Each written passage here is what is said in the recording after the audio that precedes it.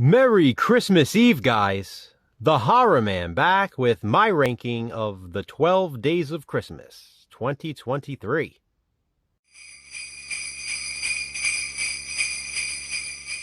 Every year on Christmas Eve, I rank the 12 movies I watched and reviewed during the 12 Days of Christmas. This was another strong year of films, as it usually is. 2023 may have even been the strongest so far. Maybe. Although there are no losers here, I will be starting with my least favorite of the 12 and counting down to my favorite movie I watched during the 12 Days of Christmas. As with all of my other rankings, this is just my personal opinion, based on enjoyment of the film, general rewatchability, and other reasons. And so, here we go. My 12 Days of Christmas 2023 ranking. Coming in last place is my Day 2 pick, P2. While I do enjoy this movie, as I mentioned in my review, it's never been a favorite of mine. And something has to be last. Of course, that doesn't mean I don't recommend it if you haven't seen P2. Coming in at number 11 is The Sinful Dwarf. As much fun as I have watching this one, it's the loosest Christmas film on this list. Yes, I felt it was Christmas-related enough to include it in the 12 Days of Christmas, but it's definitely the least festive on the list. Because of that, The Sinful Dwarf lands here at number 11. Gotta love all that nudity, though. At number 10, I have the Christmas horror anthology film I reviewed this year. All the Creatures Were Stirring. It's sort of difficult comparing anthology films to non-anthology films. Do you base the ranking on the strongest segments, or as the movie as a whole? In the case of All the Creatures Were Stirring, it's a fairly consistent anthology. But my favorite is Dash Away All. Regardless, I have it here at number 10 on my ranking of the 12 Days of Christmas, 2023. My number 9 pick might be a surprise for some people because this movie is highly praised.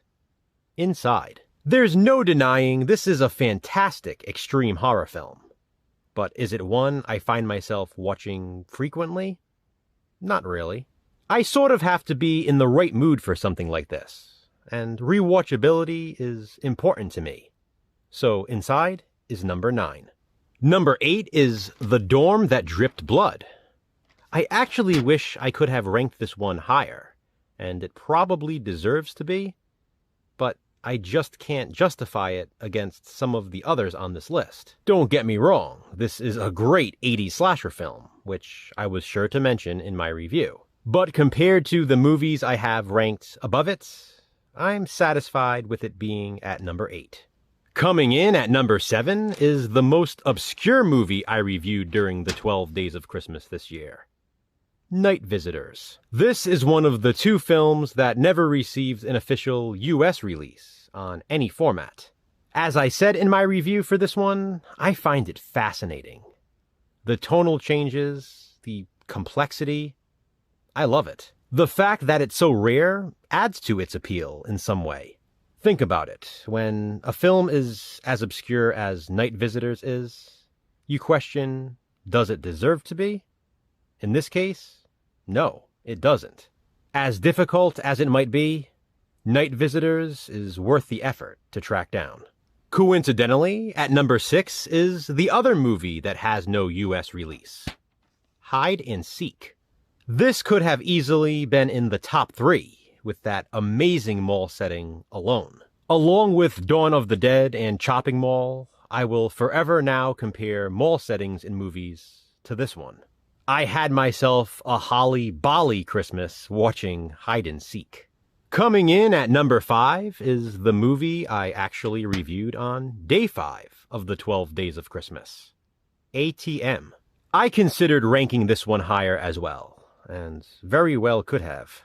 If not for some of those liberties this movie took with cinematic conveniences, it probably would be higher. Even still, I love ATM. And it's very rewatchable. At number 4 is the epitome of a so bad it's good movie, Night Killer. Wow. How can anyone ever forget about this one after watching it? I can't. In fact, this is one I know Jason and I will be watching together time and time again, because it's just so much fun. I can hear the killer's voice in my head right now, just looking at this cover. Night Killer is awesome, and it's number 4 on my ranking. Now here is where things get tricky in the top 3. Christmas Bloody Christmas was originally going to be my number 1. I was convinced. This was my day 1 watch and review of the 12 Days of Christmas, and it was in the number 1 spot almost the entire time. I should mention I do watch these out of order, just because a movie is day 1 or day 5. It doesn't necessarily mean I watched them in that order. In the case of Christmas Bloody Christmas, it was one of the first I watched. I also rank the movies as I go, because it makes it easier to keep track. Christmas Bloody Christmas was in first place right up until I had only 2 movies left to watch. And then things changed. Regardless, Christmas Bloody Christmas is absolutely incredible. Coming in second place, which was the second to last movie I watched, and ended up being my Day 6 review, The Retaliators. After watching this, it instantly became my number 1.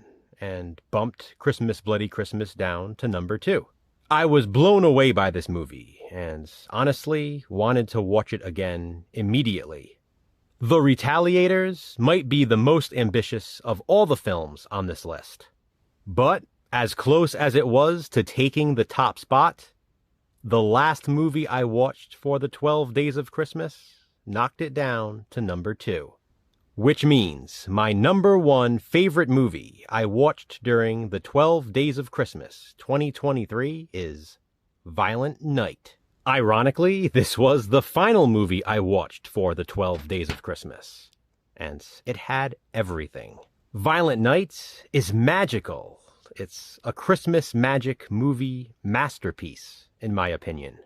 Not only is it my number 1 in this ranking of the 12 Days of Christmas 2023, but it's now one of my all-time favorite Christmas movies, period. The Christmas season just won't be the same if I don't watch this every year from this point on. I obviously loved Violent Night. It's number 1. So that officially wraps up, get it? Wraps up the 12 Days of Christmas 2023. What do you think of my ranking? Comment below and let me know. I'd like to wish you all again a very Merry Christmas Eve. Thanks for watching, guys. Hit that thumbs up and be kind. Subscribe.